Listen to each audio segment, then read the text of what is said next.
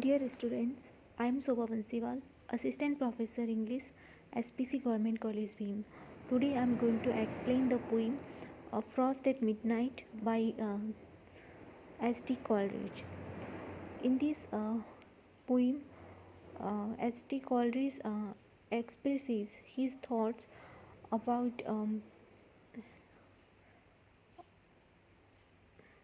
he expresses his philosophical thoughts and his concern for his son Hartley Coleridge. Here the poet says, "The frost performs its secret ministry, unha- unhelped by any wind." Uh, Coleridge, the poet, is sitting in his cottage, and and it is the time of midnight, and the frost is outside his cottage. Um, the atmosphere is very cold, um, and it is the atmosphere of frost, uh, and there is complete calm all around him. The frost performs its secret ministry unhelped by any wind. In the atmosphere, there is no wind is blowing, and there is frost outside, and there is complete calm. The owlet's cry came loud and hark again, I love loud as before, and he hears the uh, cry, the sound of owlet. Uh, the inmate of my cottage, all at rest, have left me to that solitude which suits abstruser musings, save that at my side my cradled infant slumbers peacefully. Um, in his cottage, all the inmates of his cottage, it means all of his family members have gone to sleep. They are taking rest, and the poet is alone, sitting, and he is sitting alone at midnight in his cottage, and beside him his little son Hartley Coleridge is sleeping in a cradle, and the atmosphere around him is of solitude, and this atmosphere gives rise to philosophical thoughts. It's a calm indeed, so calm that it disturbs and vexes meditation with its strange and extreme silence, and there is complete calm all around him, and this calmness um, disturbs him and his philosophical thoughts. uh, Sea, hill, and wood. This populous village, sea and hill and wood, with all the numberless going on of life, inaudible as dreams. Uh, all sea, hill, and wood.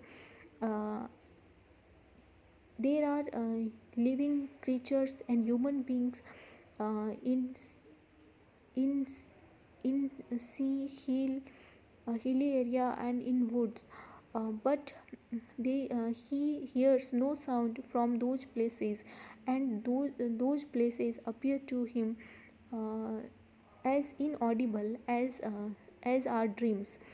The thin blue flame lies on my low burnt fire and quivers not, and he sees a blue flame on the burning coals in the grate, and this blue flame is still, it's not moving. Only that film which fluttered on the grate still flutters there, but he sees a fluttering film on the grate, and the sole unquiet thing, and this is the only thing which is making any activity in that calm atmosphere. Methinks its motion in this hush of nature gives it dim sympathetics with me, and the poet feels that In that calm atmosphere, this fluttering film gives him feels sympathy for him, and he gives him company who live, making it a companionable form whose bunny flaps and freaks the idling spirit by its own moods interprets everywhere echo or mirror seeking of itself and makes a toy of thought. The poet says that the mind reflects its own thoughts. Um, but oh, how often at school with most believing mind, um, Precessful have I gazed upon the bars to watch that fluttering stranger. Now the poet begins to think about his childhood days when he used to study in a school, and during that time when he used to see a fluttering fluttering film on a grate, he used to daydream of any uh, daydream, and he used to hope that any of his family member, friend, or relative may come to meet him. Um, as often with unclosed lids, already had I dreamed of my sweet birthplace, and with unclosed lids in his daydreaming he used to think of his birthplace, his village, and the he used to think of his birthplace and the old church tower whose bells, the poor man's only music, rang from morn to evening.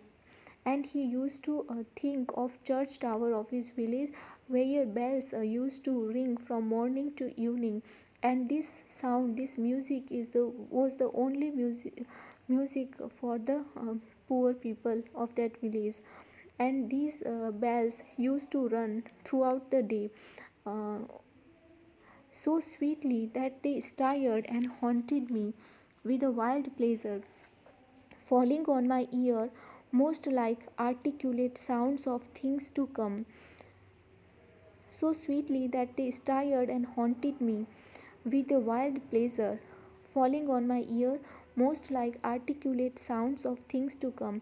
And those and that sound of bells, uh, the poet used to hear that sound of bells, and that sound used to stir him, and he used to feel pleasure with that sound. And uh, and that sound used to create hope in his heart, and for future. And uh, he he used to he used to think about future. These sound of bells used to um, he considered as the prediction of future.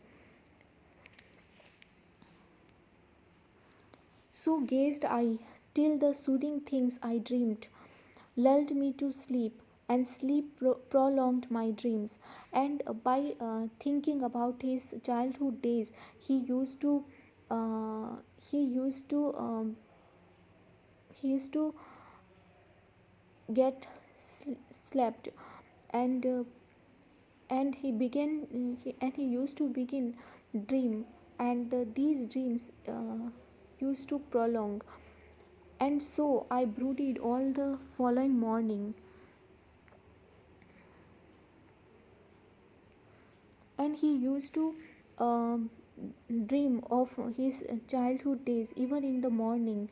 Awed by the stern preceptor's face, mine eye fixed with mock study on my swimming book.